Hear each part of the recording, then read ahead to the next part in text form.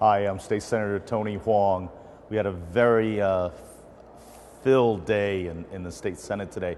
We had a legislative session, but we also celebrated Autism Awareness Day, in which the autism spectrum advocates, families, and legislators supporting such an important issue came and shared their emotional stories, and it's something that I feel very deeply connected to and am a huge supporter in raising awareness, diagnosis, and obviously support of rehabilitative services.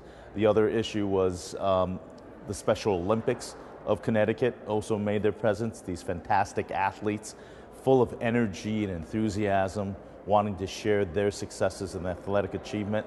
It really is one of the great success stories of empowering people of all backgrounds and specialties and abilities, even the developmentally disabled.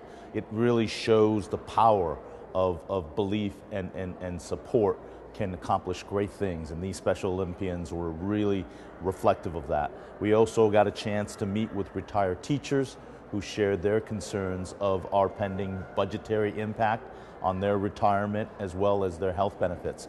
And it really comes back down to today, we also had an Appropriations Committee meeting debating the merits of what needed to be cut. Because starting July 1st, we have nearly $900 million in built-in deficit that we need to resolve. What made it even more challenging is through our past year of deficit mitigation, we have cut so many different programs, especially impacting our social nonprofits, attacking our hospitals. We are cut to the bare essence of what we are as a state. We have to make fundamental changes in our state.